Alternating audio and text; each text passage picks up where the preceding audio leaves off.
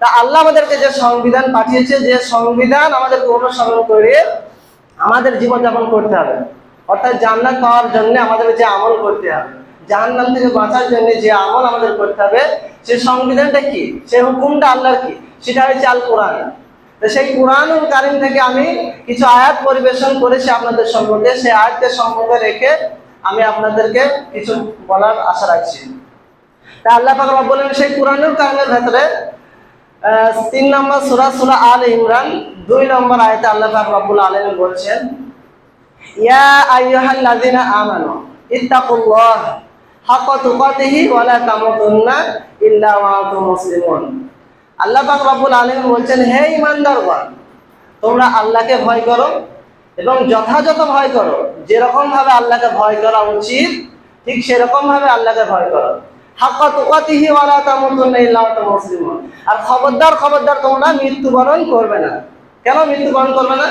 ততক্ষণ পর্যন্ত তোমরা মৃত্যুবরণ করবে না যতক্ষণ না তোমরা পরিপূর্ণ মুসলমান হতে পারবে। তার সম্মানিত ভাইরা, এখানে লক্ষণীয় বিষয় যেটা হচ্ছে, আল্লাহ পাক রব্বুল আলামিন বলছেন ইয়া আইয়ুহাল্লাযিনা আমানু। ইয়া আইয়ুহাল্লাযিনা মুশরিকুন বলেনি বা কাফিরুন বলেনি। আল্লাহ পাক রব্বুল আলামিন এদের কাদেরকে সম্বোধন করে বলছি? যারা ইয়া আইয়ুহাল্লাযিনা আমানু, যারা ঈমান এনেছো, যারা বলছে আল্লাহ আমরা ঈমান এনেছি, আমরা মুমিন, আমরা জান্নাত যাওয়ার আশা রাখি, যারা ঈমানের দাবি রাখো, তাদেরকে আল্লাহ পাক রব্বুল আলামিন বলছে। ইহুদিদেরকে বলেনি, খ্রিস্টানদেরকে বলেনি, কাফের মুশরিকদেরকে বলেনি, হিন্দুদেরকে বলেনি, বেধর্মীদেরকে বলেনি, মুসলমানকে বলছে না। এখানে আল্লাহ পাক রব্বুল আলামিন কাকে বলছে?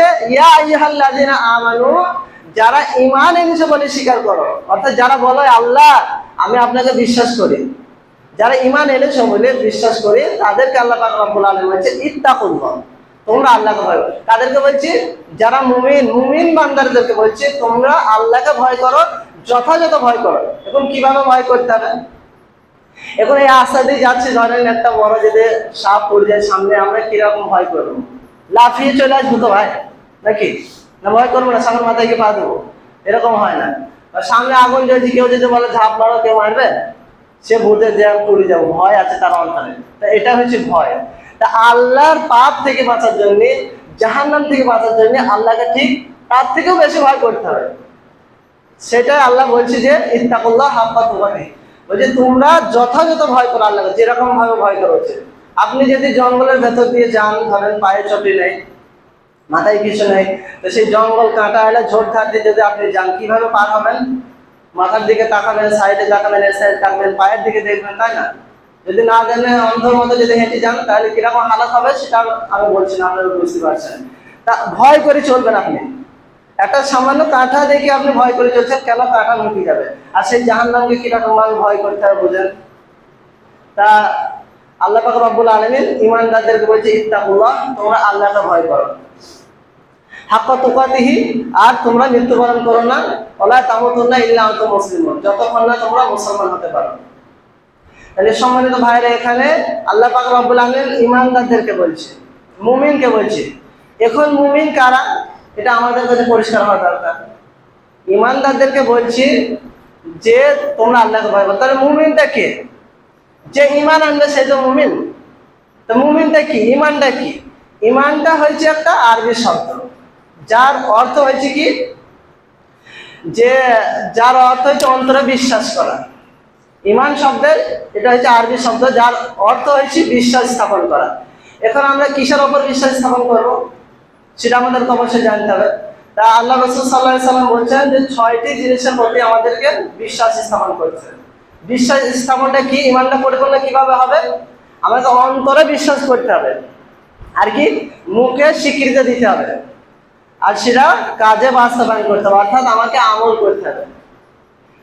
তাই এই 6টি জিনিসের প্রতি আমাকে মুখে অন্তরে বিশ্বাস করতে হবে, মুখে স্বীকৃতি দিতে হবে এবং কাজে 6টি জিনিসের প্রতি আমল করতে হবে। তবে আমি মানে সঠিক মুমিন হতে পারবো, ঈমানদার হতে পারবো। সেই ঈমানদার মুমিনকে আল্লাহ পাক রব্বুল আলামিন বলছে যে তোমরা আল্লাহকে ভয় করো, আর তোমরা মুসলমান না হয়ে মরো না, মৃত্যুবরণ করো না। তা সেই 6টি জিনিস কি? আল্লাহ পাক রব্বুল আলামিনের রাসূল বলছে আমানতু বিল্লাহি ওয়া মালাইকাতিহি ওয়া কুতুবিহি ওয়া রুসুলিহি ওয়াল ইয়াউমিল আখির ওয়াল কদরি খায়রিহি শাররিহি। তা আল্লাহ পাক রব্বুল আলামিন রাসূল বলছেন আমানতু বিল্লাহি, আল্লাহর প্রতি ঈমান আনতে হবে। এখন আল্লাহর প্রতি ঈমান আনা বলতে কিরকম সেটা আমাদের বোঝা দরকার। আমানতু বিল্লাহি ওয়া কুতুবিহি, আল্লাহর কিতাব সময়ের প্রতি ঈমান আনতে হবে।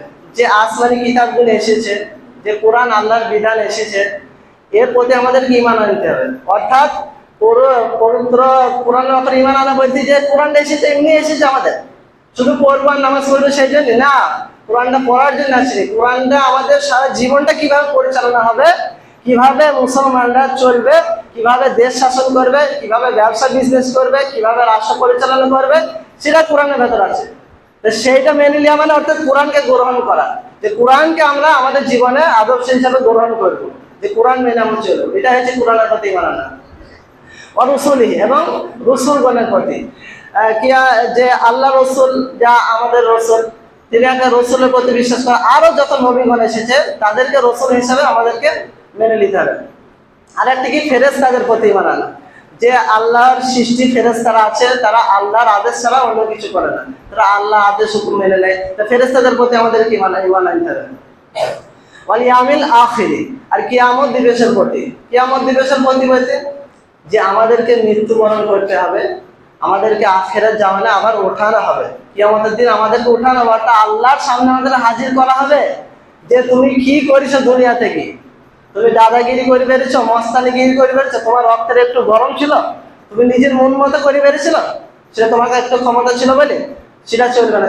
সেই দিন উঠবে, আল্লাহ তোমার বিচার নেবে। তুমি যত বড়ই মস্তান হয়ে থাক, যত বড়ই তুমি যাই হোক না কেন, তো সেদিন হিসাব দিতে হবে। সেটার প্রতি আমাদেরকে বিশ্বাস করতে হবে। সেই বিশ্বাসটা তো আমাদের নেই, সেই ভয় যদি আমাদের থাকতো তাহলে আমরা কিভাবে অন্যায় করতে পারি, কিভাবে পাপ করতে পারি বলেন?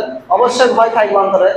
আর একটা কি অল কদরে খয়রিহি, আর ভাগ্যের ভালো মন্দের প্রতি, যে আল্লাহ আমাদের ভাগ্যে যেটা লিখেছেন সেটা আমাদের হবে। তা আল্লাহর প্রতি ঈমান আনা বলছি সর্বপ্রথম যেটা আসছে কালিমাতু লা ইলাহা ইল্লাল্লাহ, যে শাহাদাত দিয়া, কালিমাতু শাহাদাত, সেটা কি লা ইলাহা ইল্লাল্লাহ, এই কথাটা বিশ্বাস করা, এইটা মেনে নেওয়া। এইটা মেনে নিলেই তাহলে কি হবে, সে আল্লাহর প্রতি ঈমান আনা হবে। ঈমান আনা বুঝতে পারলেন তো আপনারা, যে কিসের প্রতি ঈমান আনতে হবে? 6টি বিষয়ের প্রতি ঈমান আনতে হবে। অর্থাৎ এই যে আল্লাহ, আল্লাহ রসুল, কিতাব, আখিরাত, জীবন, তারপরে রসুলদের প্রতি, কিয়ামত দিবসের প্রতি, এই 6টি জিনিসের প্রতি আমাদের অন্তরে বিশ্বাস করতে হবে, যে এই 6টি জিনিসকে আমি মেনে নিয়েছি। তারপরে সেটাকে মুখে স্বীকার করতে হবে, মানুষের কাছে সেটাকে পৌঁছাইতে হবে, যে তোমরা এদিকে এসো, ঈমানের প্রতি এসো। তারপরে কাজে বাস্তবায়ন করতে হবে। আর আপনি যদি সেটা না করেন, আপনি অন্তরে বিশ্বাস করছেন, মুখে স্বীকার করছেন, কাজে বাস্তবায়ন করছেন না, তাহলে আপনি ফাসেক মৃত্যুবরণ করবেন। তাহলে সেটা হচ্ছে ফাসেক। আর ফাসেককে আল্লাহ বলেন ইয়াহিয়াল্লাযিনা আমানু, যারা মুমিন তাদেরকে বলছে। আর পবিত্র মুমিন হইতে গেলে আপনার অন্তরে বিশ্বাস করতে হবে, মুখে স্বীকার করতে হবে, কাজে বাস্তবায়ন করতে হবে।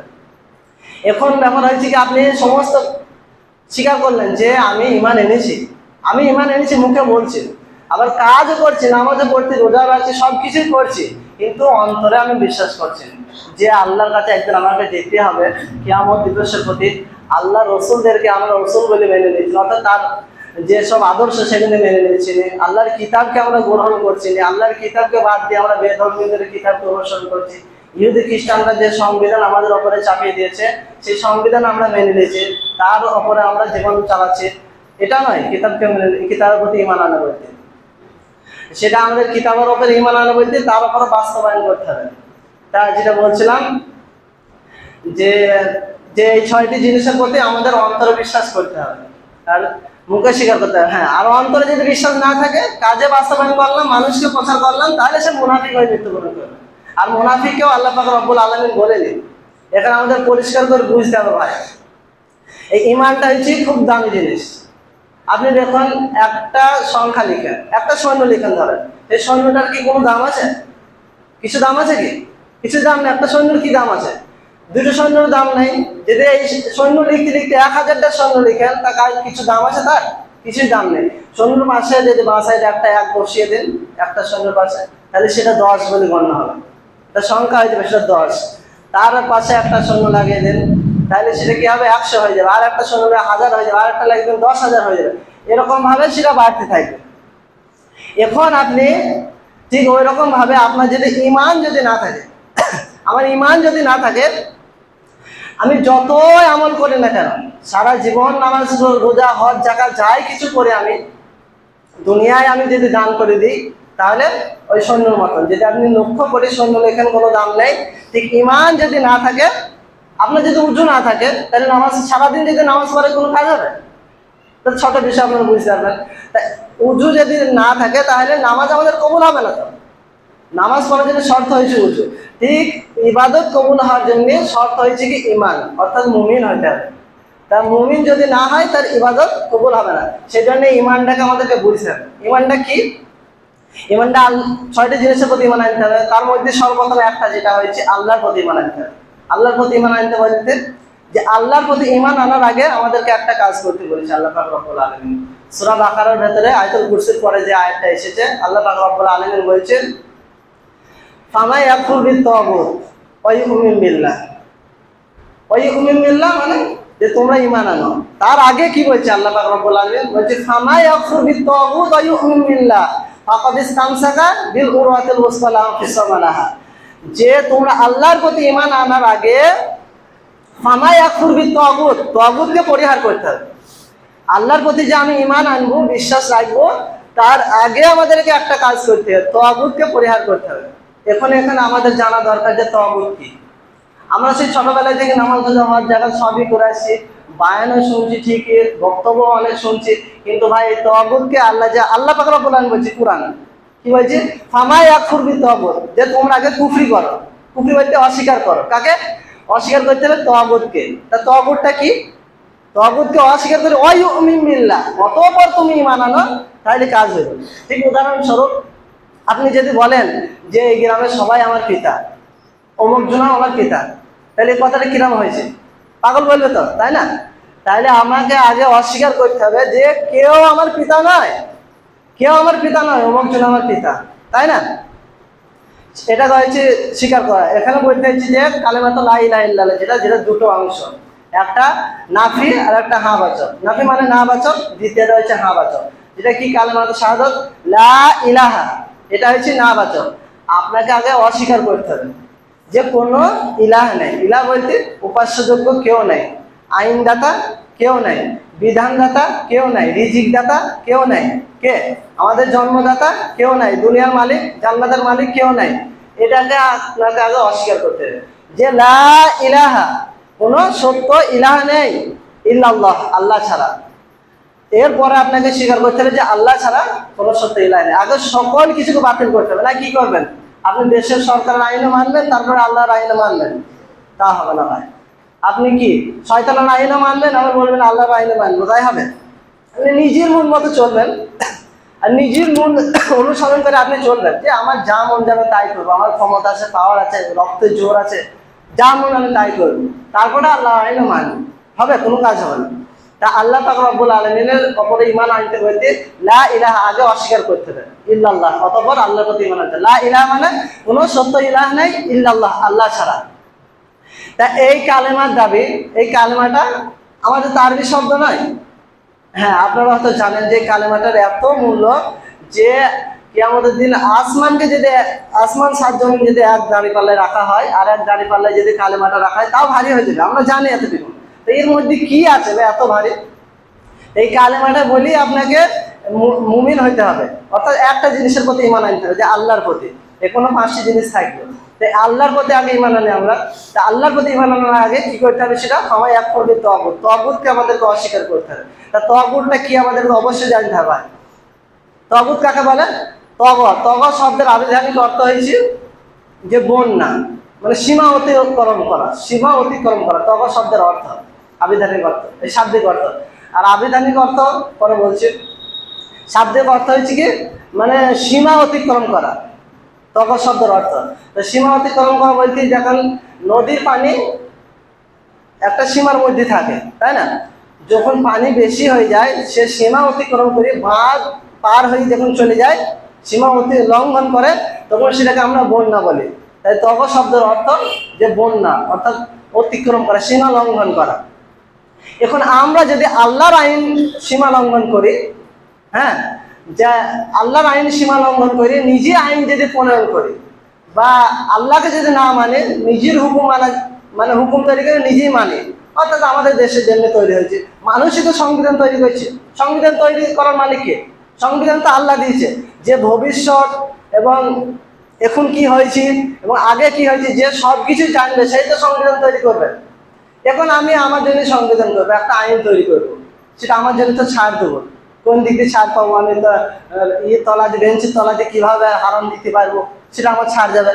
মানে আবার যদি আমি একটা গুনাহ করি, যে মদ খাওয়ার দিক দিয়ে কীভাবে ছাড় পাবো, যারা নেত্রী আছে তারা ছাড়ের দিকটা ভাববে। তাই আইন প্রণয়ন মানুষ করতে পারে না, আইন প্রণয়ন করার মালিক হচ্ছে আল্লাহ। ইনুল হুকম ইল্লা লিল্লাহ, হুকুম চলবে কার? শুধুমাত্র আল্লাহ। তাই যেটা বলছিলাম যে এই কালেমা, তো এই কালেমার অর্থ, এটা হচ্ছে আরবি শব্দ, এটা অর্থ আমাদের বুঝে আসে না। এটা অর্থ সেই আবু জাহেল, আবু লাহাব তাদের বুঝে এসেছিল। তাদেরকে যখন আল্লাহ রসুল সাল্লাল্লাহু আলাইহি সাল্লাম দাওয়াত দিল, আল্লাহ যখন বলল, হে নবী তুমি এখন দাওয়াত দাও, তোমার এখন আর বসে থাকা চলবে না, তখন সকালবেলায় ভোরবেলায় গিয়ে পাহাড়ের ওপরে উঠে বললো আল্লাহ রসুল সাল্লাল্লাহু আলাইহি সাল্লাম, যে তোমাদেরকে আমি একটা কথার দাওয়াত দেবো, সেই কথাটা যদি তোমরা মেনে নাও। তার আগে একটা বললো যে তোমরা কি এ কথা বিশ্বাস করবা যে মক্কায় পাহাড়ের ওই সাইডে তোমাদের শত্রু বাহিনী ওত পেতে বসে আছে, তোমাদের ওপর আক্রমণ করবে? কেন বললে কথাটা? তা আল্লাহ রসুল দেখলো যে এরা বিশ্বাস করবে কিনা, তা তারা এক বাক্যে বলে উঠল, হে মোহাম্মদ সাল্লাল্লাহু আলাইহি সাল্লাম, তুমি তো হচ্ছে সত্যবাদী, তুমি কখনো মিথ্যা কথা বলোনি, কেন তোমার কথা বিশ্বাস করবো না? তাহলে মোহাম্মদ সাল্লাল্লাহু আলাইহি সাল্লাম বললো, তাহলে শোনো তোমরা, যে আমি যদি সত্যবাদী হয়ে থাকি, তাহলে আমি যেটা বলছি তোমরা সেটা যদি মেনে নাও, তাহলে তোমরা আরব কেন, সারা বিশ্বে তোমরা নেতৃত্ব করবে। সারা আরবে নয়, সারা বিশ্বে তোমরা নেতৃত্ব করবে। আর নেতৃত্ব কে না চায়? আমাদের একজন মেম্বার, তারপরে একজন প্রধান হইতে গিয়ে মানুষও খুন করে দিতে পারে, তাই না? মানে নেতৃত্ব কে না চায়? হারাম কাজ করে হইলেও সেটা নেতৃত্ব, কারো রক্ত নিয়ে হইলেও সেটা চায় নেতৃত্ব দিতে। তা কাফের মুশরিকরা কি বলে, হ্যাঁ অবশ্যই ভালো, তো আমরা নেতৃত্ব করবো, অবশ্যই ভালো, তুমি বলো। তখন পর্যন্ত সবাই মেনে নিয়েছে যে আল্লাহ রসুল সত্যবাদী, এখনো কেউ বিরোধিতা করেনি। তারপরে বিরোধিতা করবে, আবু লাহাব বলবে মুহাম্মদের জীবন ধ্বংস হোক, তাই না? তাব্বাত ইয়াদা কেন নাজিল হইল? যখন আবু লাহাবকে ওই দাওয়াতটা দিল, তখন ওরা বিরোধিতা করলো, কালেমার দাওয়াত ছিল। তা বললো লা ইলাহা, তোমরা যদি মেনে নাও, লা ইলাহা মানে কোনো সত্য ইলাহ নেই। তার মানে কি? আবু জাহেল বললো, আরে মুহাম্মদ সাল্লাল্লাহু আলাইহি ওয়াসাল্লাম বলে কি, তিনি কি লা ইলাহা দাওয়াত দিয়ে আমাদের 360 মূর্তি বাতিল করে দিল? কিন্তু একথা বলিনি তোমাদের 360 মূর্তি বাদ দিতে হবে, একথা বলিনি বর্জন করতে হবে, যে তোমাদের সকল আইন বা কানুন বাদ দিতে হবে, কোরআন আইন মানতে হবে, একথা বলিনি। কেন? তারা বুঝতে পেরেছিল যে লা ইলাহা মানে কোনো ইলাহ নাই, মানে কোনো দেব দেবী চলবে না, 360 মূর্তি চলবে না, এটা তারা বুঝতে পেরেছিল। বলেছিল আল্লাহ রসুল যে তোমাদের 360 মূর্তি বাদ দিতে হবে, ইল্লাল্লাহ, তারপরে আসছে ইল্লাল্লাহ মানে লা ইলাহা, তোমাদের 360 মূর্তি বাদ দিতে, তারা বুঝতে পেরেছিল। কিন্তু আমরা বুঝতে পারছি না যে এই বাতিল ধর্মকে বাদ দিতে হবে, যে আমাদের ইসলামে ফিরে আসতে হবে, সেটা আমাদের বুঝে আসে না। আচ্ছা, আপনাদের কি মনে হয় যে আমরা এই আমাদের এই সমাজে ইসলাম প্রতিষ্ঠিত আছে? এটা কি আমাদের মনে হয়? কোনোদিন ভেবে দেখেছি যে আমরা কতটুকু ইসলামের ওপর আছি? না বাতিল? দেখেন, বাতিল আর হক কখনো একসাথে থাকতে পারে কি? থাকতে পারবে না। আপনি কারেন্টের দুটো তার যদি জোড়া লাগিয়ে দিন তো পুড়ে যাবে।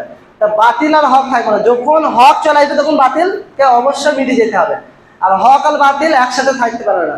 তাহলে এটা আমাদেরকে ভাবনা চিন্তা করতে হবে যে আদেও কি আমরা ইসলামের ওপরে আছি? সাহাবেরা যে ইসলামের ওপরে ছিল, সেই ইসলামের ওপরে কি আমরা আছি? আদেও কি আমরা ঈমান এনেছি বলি? কেননা সূরা বাকারার ভেতরে আল্লাহ পাক রব্বুল আলামিন বলছে, টাইম শেষ হয়ে গেছে, বেশি টাইম নাই, তা বলছি যে তোমরা ঈমান আনার সত্ত্বেও অধিকাংশ মানুষ মুশরিক, এরকম এসছে। মানে মুখে স্বীকার করে কিন্তু অন্তরে বিশ্বাস রাখে না ভাই।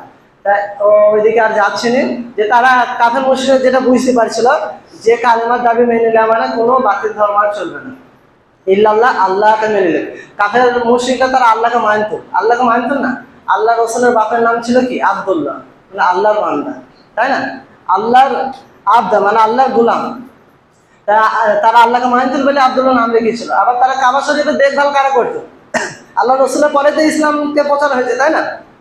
তার আগে কাবা শরীফের দেখভাল তো আবু লাহাব, আবু জাহেলরাই করতো, মুশরিকরাই করতো। তার মানে তারা আল্লাহকে মানত। আমরা যেমন আল্লাহকে মানি, আমরা আল্লাহকেও মানি, আবার বাতিল ধর্মকেও মানি, অর্থাৎ বাতিল মানুষের তৈরি করা আইনকেও মানি আমরা। ঠিক সেরকম ভাবে তারা আল্লাহকেও মানত, আবার তারা মূর্তিকে মানত না, মূর্তির কাছে সাহায্য চাইতো। তারা কি বলতো? যে মূর্তিদেরকে আমরা পূজা করিনি। তোমরা মনে করছো মূর্তিদের পূজা করি, তা নয়।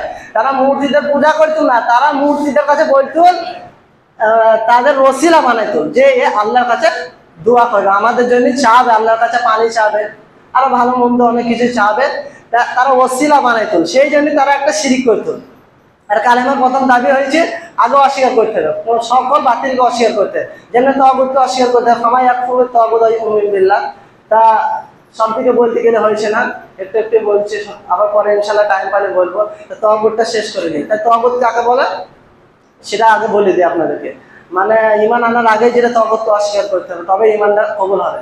ফামাই ইয়াকফুরু বিত-তাগুত, তোমরা তগুতকে অস্বীকার করো, ওয়া ইউমিনু বিল্লাহ, অতঃপর ঈমান আনো। তা তগুতটা কি? তগুতটা ছোট একটা সংজ্ঞার মধ্যে আপনাদেরকে বলে দিই যে তগুত তাকে বলা হয় যে আল্লাহ ব্যতীত যার ইবাদত করা হয়, আল্লাহ ব্যতীত যার হুকুম মানা হয়, আল্লাহ ব্যতীত যার আইন কানুন মানা হয়, সে হচ্ছে তগুত। আল্লাহ ব্যতীত যার ইবাদত করা হয় সে হচ্ছে তগুত। আর একটা শর্ত আছে, আল্লাহ ব্যতীত ইবাদত তো অনেকজনেরই করা হয়, ঈসা আলাইহিস সালামেরও করা হয় ইবাদত, মানে খ্রিস্টানরা করে, তাই বলে সে তো তগুত নয়। আর একটা শর্ত হয়েছে যে আল্লাহ ছাড়া যার ইবাদত করা হবে আর সেই ইবাদতটাই সে খুশি হবে। যেরকম আপনার মন মতো আপনি চলবেন, অবশ্যই মন খুশি হবে, হবে না? অবশ্যই অন্তর আমার খুশি হবে যে আমি পাপ কাজ করবো, অবশ্যই খুশি হবে। লোকের হারাম টাকা মেরে খাবো, অবশ্যই আমার অন্তর খুশি হবে। শয়তানের ইবাদত করবেন, শয়তান খুশি হবে না? তো শয়তান খুশি হবে। আর যদি না মানেন, শয়তান খুশি হবে না। তো শয়তানের ইবাদত করলে শয়তান হয়েছে তগুত।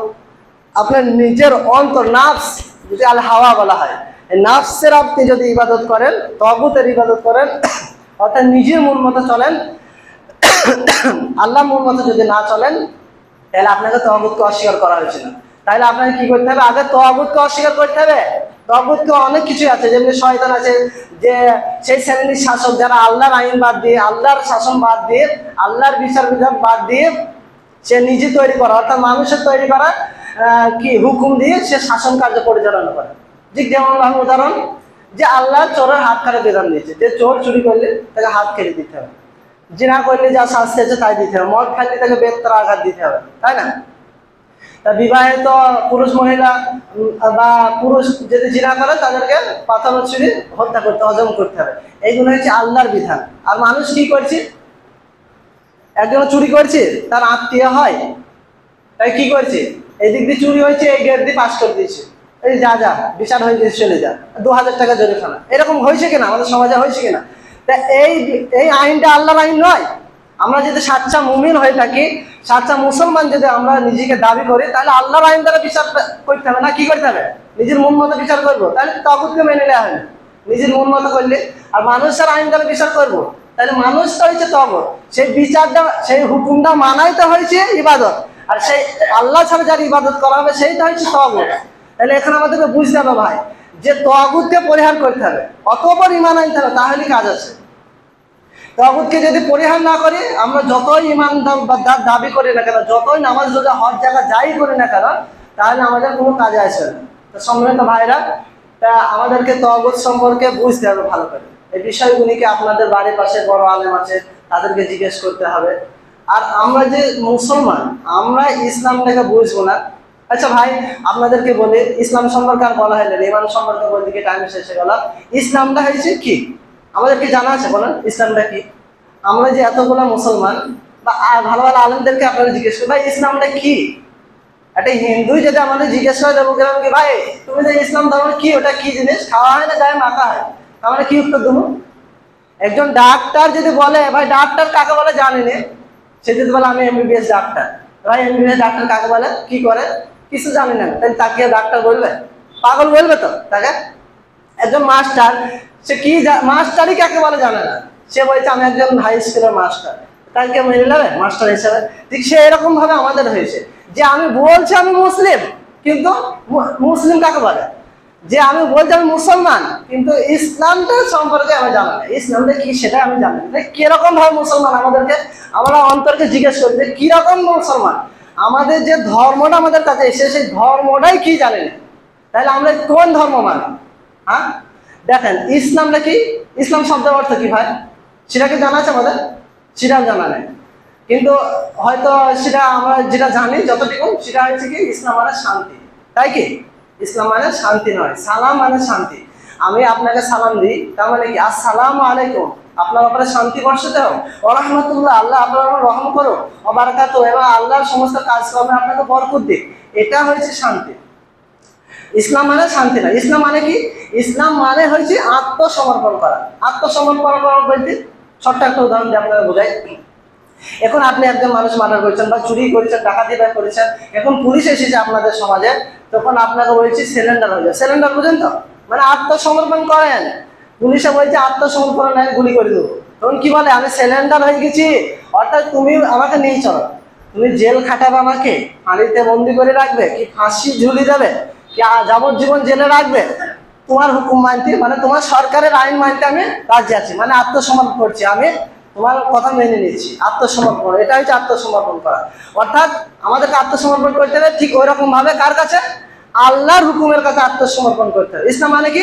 আত্মসমর্পণ করা, নিজেকে বর্ষতে স্বীকার করা, কার কাছে? আল্লাহর কাছে।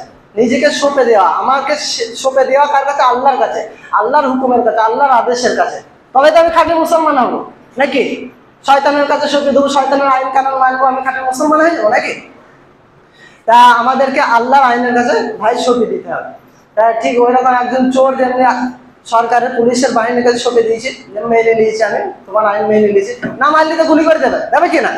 তা আপনি যদি আল্লাহর আইন না মানেন, আজকে আপনার গায়ে জোর আছে, রক্তের জোর আছে, আপনার সমাজের লোকের জোর আছে, আপনার বংশের জোর আছে, আপনি বলছেন আমি যা মন সেটাই করবো, সেটাই সত্য, তুই কি করবি?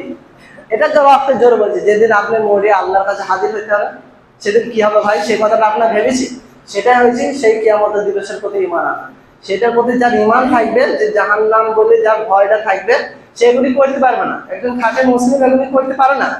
ভুলেও যদি তার হয়ে যায়, সে তওবা করে ফিরে আসতে হবে, আল্লাহর কাছে তওবা করে ফিরে আসতে হবে। কেননা আল্লাহ সমস্ত গুনাহ ক্ষমা করতে রাজি আছে, শুধু একটা গুনাহ ছাড়া, সেটা কি? শিরক। শিরকের গুনাহ খুব ভয়াবহ হয়। শিরক সম্পর্কে বেশি কিছু বলার টাইম নেই, টাইম শেষ হয়ে গেছে। ইনশাল্লাহ শিরক সম্পর্কে পরে যদি আসে ইনশাল্লাহ আপনাদেরকে বলবো।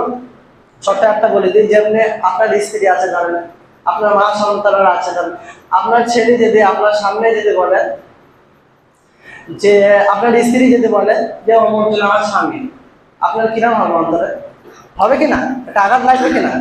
আপনার সন্তানে যদি অন্যজনকে পিতা বলে, কিরম লাগবে? ছোট্ট একটা উদাহরণ আপনি নিজের দিয়ে ভেবে দেখেন, বাস্তব ভেবে দেখবেন কিরকম রাখবে চাইবে। ঠিক আল্লাহর যতটা ক্ষমতা আছে, আপনি তো পিতা হওয়ার মানে ক্ষমতা আপনি তো রাখেন, ওই জন্যই তো সন্তান অন্যজনকে পিতা বলছে বলে রাগ লেগে যাইছে, তাই না? সেইটুকুন ক্ষমতা আপনার আছে বলে আমরা রাগ ধরে যাইছি। সেই আল্লাহর যতটা ক্ষমতা আছে, মানে আল্লাহ যা কিছু করতে পারে, যা কিছু পারে, হ্যাঁ, সেই ক্ষমতা আর কারোর আছে বললে বিশ্বাস করা, সেটাই হচ্ছে শিরক। কি বুঝলাম? যে আল্লাহর যে ক্ষমতা আছে, সেই ক্ষমতা আর কারোর আছে বলে বিশ্বাস করা, সেটা হচ্ছে শিরক। যেমন আইনদাতা, আইন বিধান দেয়া মালিকের আল্লাহ। এখন আপনি যদি মনে করেন যে আল্লাহ আইনদাতা আর মানুষ আইন তৈরি করতে পারে, তাহলে সেটা শিরক হয়ে যাবে। সেই শিরকের গুনাহ আল্লাহ কখনো ক্ষমা করবে না ভাই। এই শিরক থেকে আমাদেরকে বেঁচে থাকতে হবে। তার সম্মানিত ভাইরা, যে আমাদেরকে ঈমান সম্পর্কে যে কিছু বললাম, যে 6টি জিনিসের প্রতি ঈমান আনতে হবে, অন্তরে বিশ্বাস, মুখে স্বীকার, এবং মানুষকে বয়ান করে বলতে হবে, মানুষকে ঈমানের দাওয়াত দিতে হবে। কেননা আল্লাহ রসুল যদি একা একা দাওয়াত দিবে তো ধরে ধরে সবাইকে মসজিদ দাওয়াত দিবে তো, তাহলে ইসলাম আমাদের কাছে পৌঁছাইতো না, এত পৌঁছাইতো না। মানে আমাদের সকলের দায়িত্ব, একটা আয়াত যদি আমাদের জানা থাকে, সেটা যারা জানে না তাদেরকে একটু পৌঁছে দেওয়া, তাই কিনা? না শুধু আলেমদেরই দায়িত্ব, যারা এখানে উঠবে তাদেরই দায়িত্ব। প্রত্যেকটা আপনার জানা হয়ে গেছে মানে সেটা আপনাকে পৌঁছে দিতে হবে। কেননা এক এলাকায় একজন খুব ইবাদত গুজার বান্দা ছিল, তা ফেরেশতারা এসে বলছে আল্লাহ যখন বললো ওই শহরটাকে তুমি ধ্বংস করে দাও, তখন ফেরেশতারা বললো ওখানে যেন একজন খুব ইবাদত, যে তোমার কখনো নাফরমানি করেনি, যে তোমার ইবাদত করে, তাহলে ওকে শহর ধ্বংস। তা আল্লাহ পাক রব্বুল আলামিন ওকে শহর ধ্বংস করে দাও। কেন?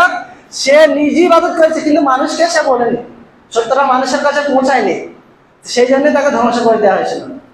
তা আমাদেরকে যতটুকু আমরা জানি, ইসলাম সম্পর্কে যতটুকু আমরা জানি, অন্তরে যেটা বিশ্বাস করছি, ঈমান সম্পর্কে যেটা জানলাম, যে 6টি জিনিসের প্রতি আমাদের ঈমান আনতে হবে, অর্থাৎ মুখে এই অন্তরে বিশ্বাস করতে হবে।